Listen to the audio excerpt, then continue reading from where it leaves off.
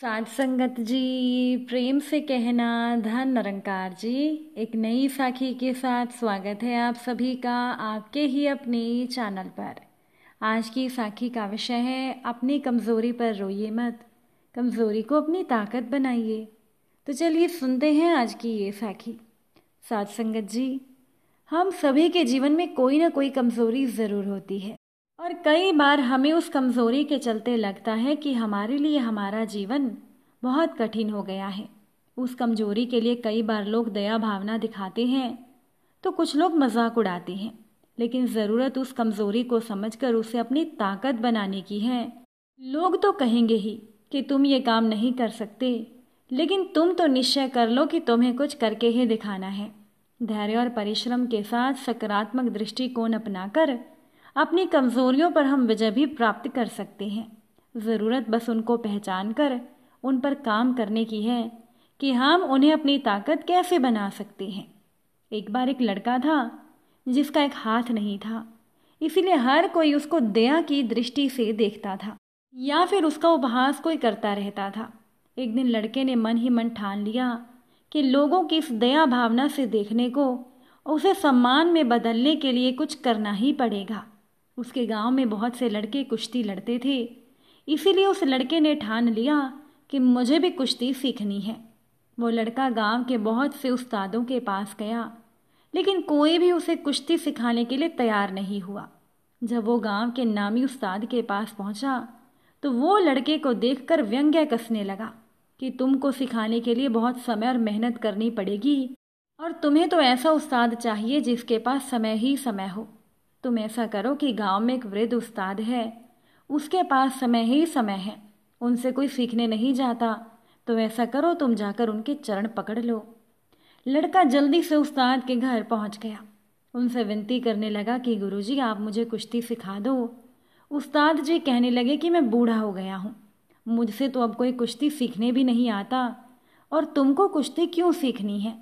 लड़के ने अपनी सारी व्यथा गुरु को सुना दी कि मैं अपने लिए लोगों की दया भावना को सम्मान में बदलना चाहता हूँ। गुरु पूछने लगे कि तुमको मेरा पता किसने दिया। लड़का कहने लगा कि जो गांव के नामी उस्ताद हैं उन्होंने कहा है कि तुमको सिखाने के लिए एक ऐसे उस्ताद की ज़रूरत है जिसके पास समय ही समय हो। ऐसा कहकर उन्होंने आपका पता दिया कि आपके पास कोई सीखने नहीं आता।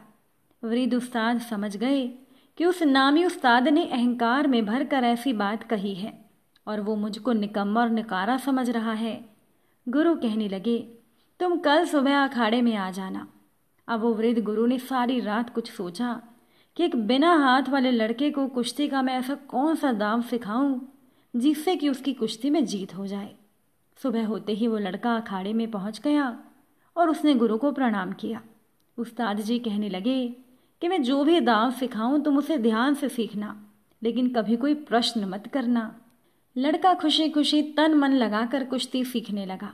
उस्ताद ने उसे 6 महीने लगातार एक ही दाव सिखाया।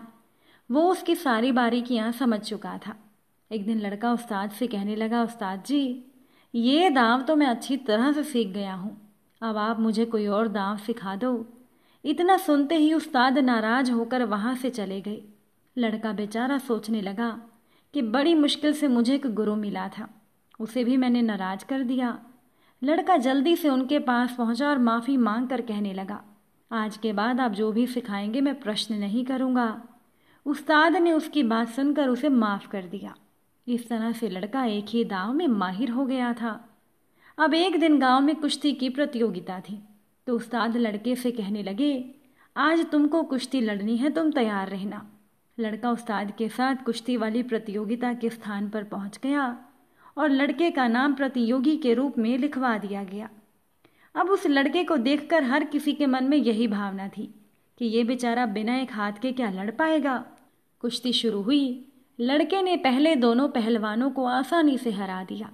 अब तो लोगों का नज़रिया उस लड़के के प्रति कुछ बदल गया था। तीसरा पहलवान उससे अनुभवी था।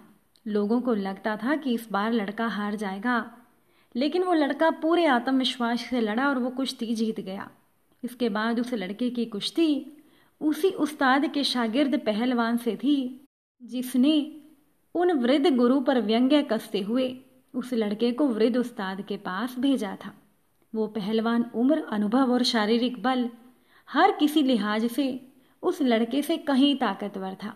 कुश्ती के संचालक सोचने लगे कि इस पहलवान के साथ लड़ाना तो लड़के के साथ नाइंसाफी होगी, क्योंकि ये दूसरा पहलवान तो हर लिहाज में उस लड़के से ज़्यादा है, इसलिए कुश्ती करवाना न्यायोचित नहीं होगा। लेकिन लड़का अड़ गया कि मुझे मेरे गुरु पर पूरा विश्वास है। दूसरे, ये कुश्ती मैं अपने सम्मान के लिए लड़ रहा हूँ, कृपया करके कुश्ती रद्द करके मेरे साथ नाइंसाफ़ी मत करें।